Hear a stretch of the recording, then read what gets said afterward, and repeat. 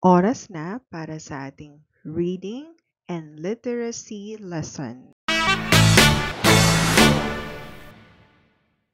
Sa araling ito ay matututunan ninyo ang pakikinig sa mga bahagi ng kwento, particular sa tauhan.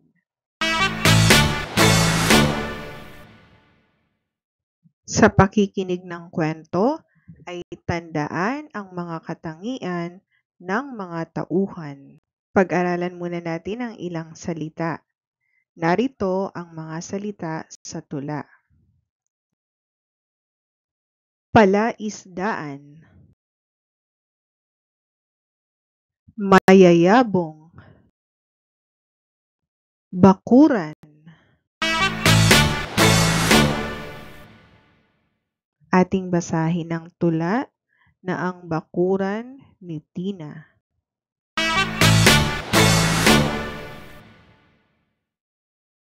Ang bakuran ni Tina ay maganda. Mayroon itong palaisdaan na puno ng isda. Maraming halaman na nakatanim.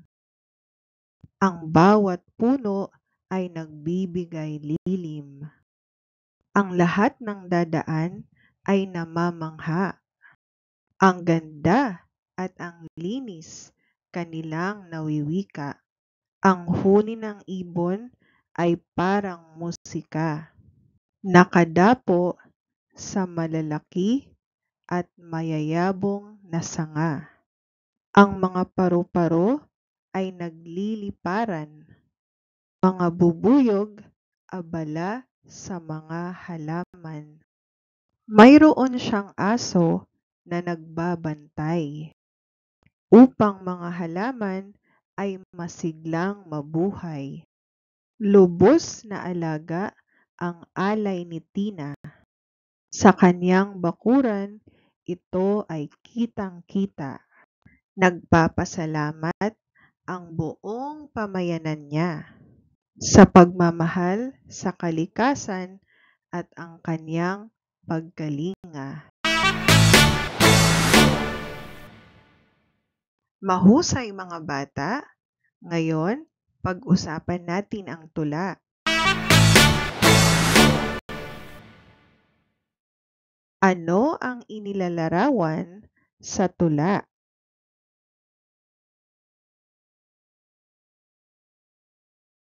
Tama, inilalarawan ang bakuran ni Tina. Pangalawang tanong, ano-ano ang makikita sa bakuran ni Tina?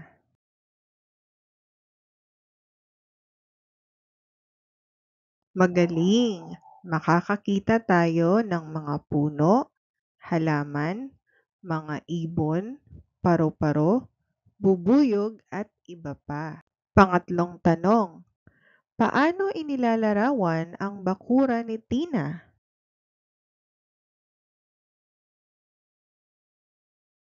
Tama, ito ay maganda at malinis.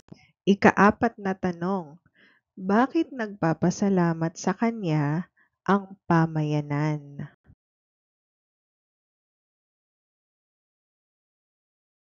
Very good. Nagpapasalamat sa kanya ang pamayanan dahil sa pagkalinga niya sa kalikasan.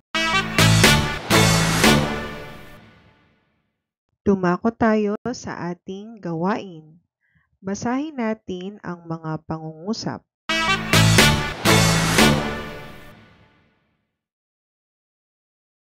Si Tina ay mayroong malaki at magandang bakuran. Masipag si Tina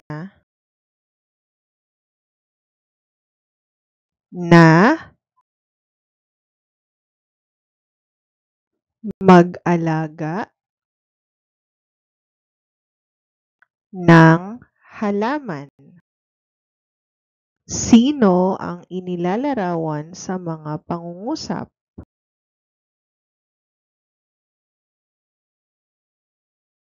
Tama, si Tina ang inilalarawan sa mga pangungusap.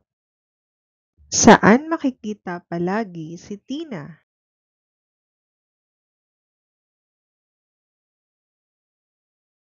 Magaling!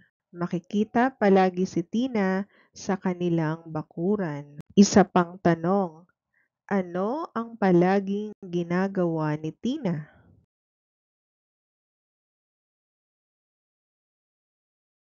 Very good! Ang palaging ginagawa ni Tina ay nag-aalaga ng halaman. Sa ating aralin ay nakita natin ang mga salitang Tina at bakuran. Ang salitang Tina ay nagbibigay pangalan sa pangunahing tauhan o sa tao. Ang salitang bakuran ay nagbibigay pangalan sa lugar. Ang bawat tauhan ay mayroong katangian.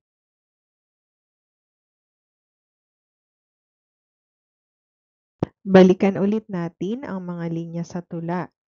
At mula sa mga ito ay mag-ugnay tayo ng mga salita na naglalarawan kay Tina. Makinig sa pagbasa ni teacher. Ang lahat ng dadaan ay namamangha. Ang ganda at ang linis kanilang nawiwika. Ang huni ng ibon ay parang musika, nakadapo sa malalaki at mayayabong na sanga. Ayon sa bahaging ito ng tula, paano mo ilalarawan si Tina? Magaling! Ayon sa bahaging ito ng tula, si Tina ay malinis. Ikaw naman, paano mo mailalarawan si Tina?